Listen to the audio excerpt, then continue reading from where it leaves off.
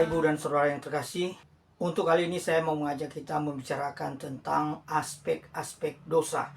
Kalau kita berbicara tentang dosa, sebenarnya itu membutuhkan waktu sekitar 6 bulan ya, sampai bisa tuntas, mendasar, dan lengkap. Namun untuk kali ini saya mau mencoba membahasnya kepada kita dalam satu bagian kecil, yaitu tentang aspek-aspek dosa. Sebenarnya apa itu dosa? Saya tidak perlu jelaskan lebih lanjut kepada kita tentang artinya dosa. Secara umum dosa diartikan sebagai sebuah kesalahan, kejahatan, perbuatan yang tidak benar. Dalam bahasa Yunani ada kata untuk dosa itu hamartia yang berarti tidak tepat sasaran, tidak sesuai yang dikehendaki. Itu artinya bahwa segala yang kita lakukan yang tidak sesuai dengan kehendak Allah itu adalah dosa. Di bagian lain disebutkan bahwa segala kejahatan, perbuatan tidak benar itu adalah dosa. Jadi tidak perlu panjang lebar arti dosa, kita tahu semuanya dan kita tahu konsepsinya. Nah, yang saya mau bahas bagi kita adalah tentang aspek-aspeknya. Sesungguhnya dosa itu adalah sesuatu hal yang sangat serius dalam kehidupan kita sebagai manusia. Kadang kita tidak menyadarinya dan kadang ada orang juga salah paham, menganggap bahwa kalau saya berbuat baik maka itu berarti saya melawan dosa, saya tidak berdosa. Saya tidak berbuat kejahatan maka saya tidak berdosa. Nanti di dalam aspek-aspek dosa akan kita ungkap bahwa sekalipun kita tidak melakukan perbuatan jahat, pembunuhan dan sebagainya, namun berdasarkan aspek dosa, kita ini adalah manusia-manusia yang sudah tercemar oleh dosa dan kita sendiri pun memiliki kehidupan di dalam dosa. Nah, berdasarkan aspek-aspeknya ada 3 aspek dosa. Yang pertama adalah dosa sebagai status. Yang kedua, dosa sebagai habitus. Dan yang ketiga, dosa sebagai aktus. Ya. Yang pertama adalah dosa sebagai status. Jadi sesungguhnya di dalam Roma pasal 3 ayat yang ke-23 disebutkan bahwa kita ini semua telah berdosa. Saya akan bacakan ayatnya bagi kita. Roma 3 ayat 23 demikian firman Tuhan. Karena semua orang telah berbuat dosa dan telah kehilangan kemuliaan Allah.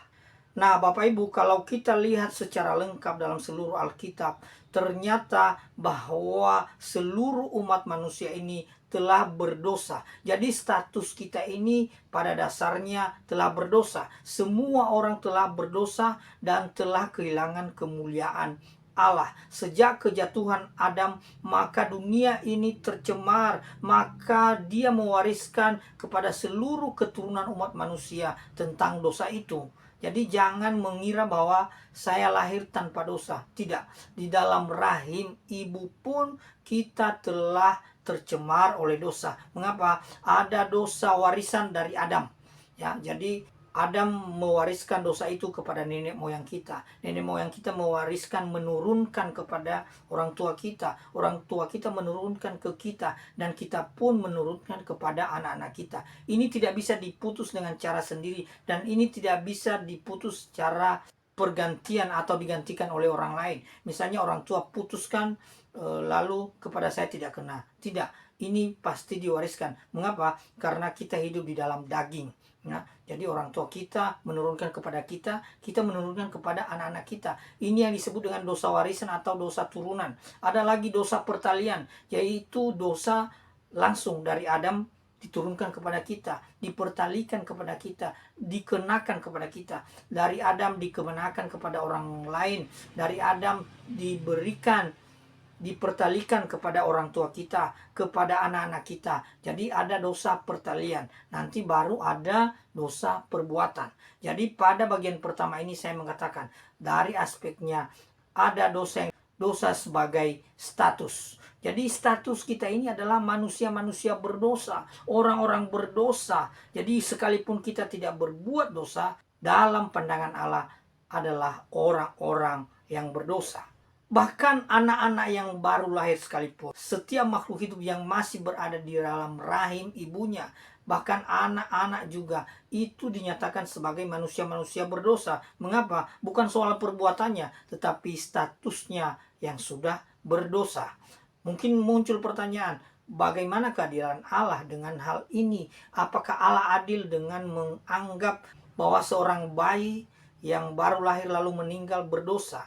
Tentang keselamatannya, Allah mengerjakan sesuatu yang lebih baik. Allah memiliki cara yang sangat luar biasa.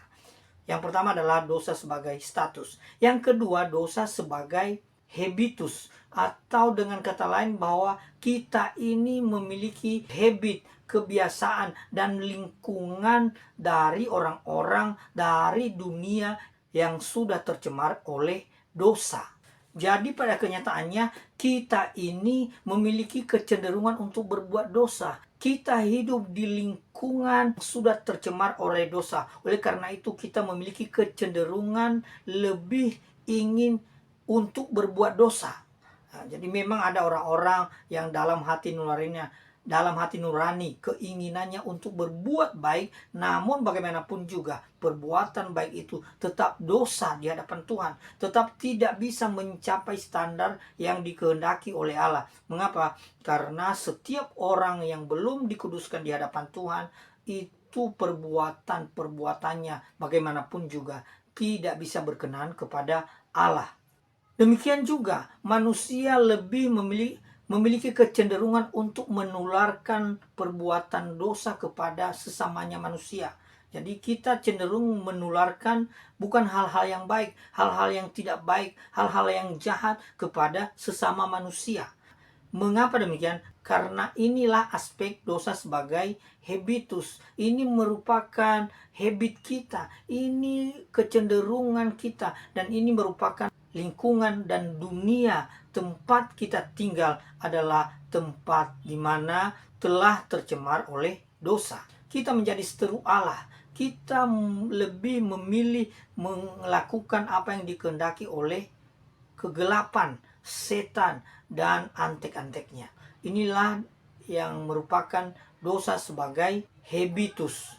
Yang pertama tadi dosa sebagai status. Dan kemudian yang kedua dosa sebagai habitus. Dan yang ketiga adalah dosa sebagai aktus. Dosa sebagai perbuatan. Jadi perbuatan-perbuatan dosa itu sebenarnya hanyalah bagian kecil sebagai akibat daripada dosa sebagai status dan dosa sebagai habitus kita.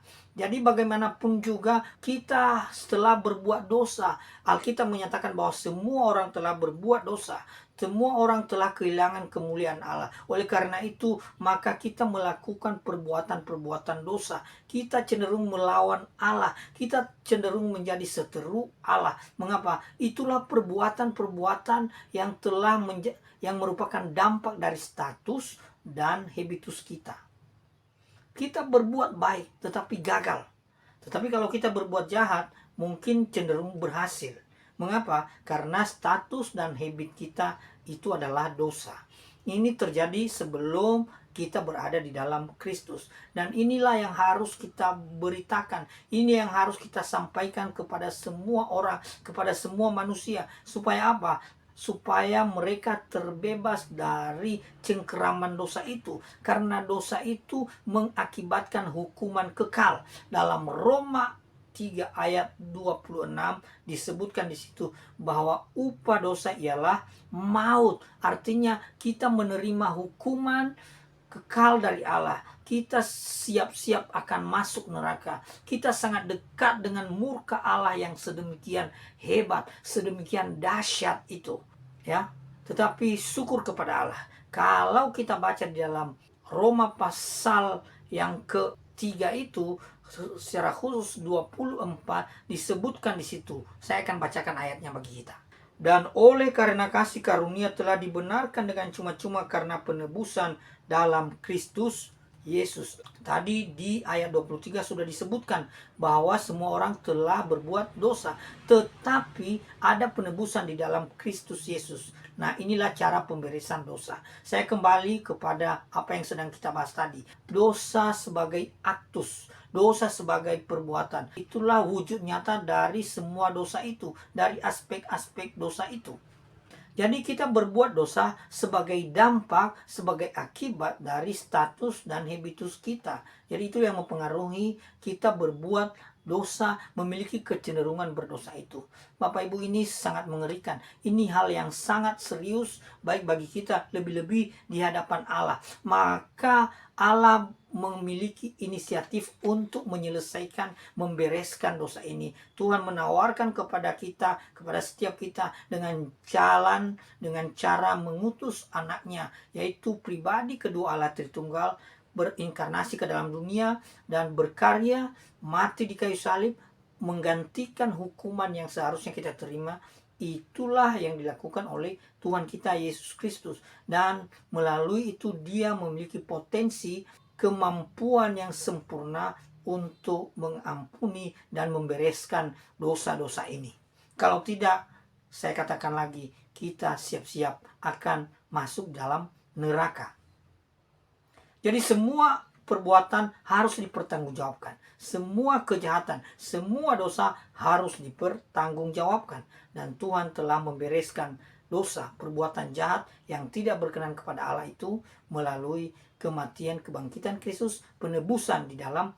Lalu kemudian pernah muncul pertanyaan begini, bukankah orang-orang yang sudah percaya dalam Tuhan, bukankah orang-orang Kristen, bukankah orang-orang yang sudah menerima Yesus sebagai Tuhan dan Juru Selamat masih juga tetap hidup dalam dosa, masih berbuat dosa, bahkan mereka melakukan perbuatan yang lebih jahat, yang lebih kasar daripada orang-orang lain, orang-orang beragama lain. Saya mau katakan bahwa di dalam Alkitab Perjanjian Baru ditulis oleh Yohanes, disebutkan di situ ada dosa yang mendatangkan maut, tetapi ada dosa yang tidak mendatangkan maut.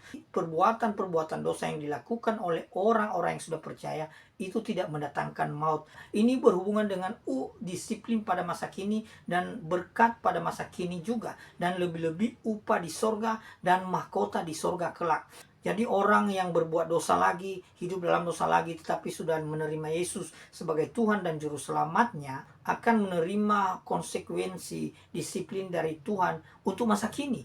Dan di masa kekekalan, di sorga kelak, dia kehilangan upah dan dia juga kehilangan mahkota. Sementara orang yang tidak hidup lagi dalam dosa, dia akan mendapat berkat di dunia ini, dan berkat surgawi nanti dia dapat upah dan dia dapat mahkota. Ini upah dan mahkota ini bukan untuk suatu gagah-gagahan, tetapi ini suatu takaran sukacita, takaran yang dahsyat, yang sangat nikmat, yang kita nikmati bersama dengan Tuhan kita Yesus Kristus, bersama dengan Allah Tritunggal di sorga kelak. Demikian yang bisa saya sampaikan untuk kita Bapak Ibu yang terkasih. Biarlah kita memastikan bahwa telah membereskan dosa di hadapan Allah. Kalau ada di antara kita yang masih ragu-ragu, saya sampaikan, bereskan dosa dengan cara terima Yesus sebagai Tuhan dan Juru Selamat. Caranya adalah bertobat, menyesali perbuatan, lalu kita berdoa. Bisa meminta petunjuk, bimbingan, pertolongan dari para hamba Tuhan, dari orang-orang yang kerohanian Kristennya baik dan layak dipercaya. Ini yang bisa saya sampaikan. Biarlah kita hidup bersama-sama dengan Tuhan, menikmati kemuliaannya kelak. Haleluya. Amin. Hidup hasratku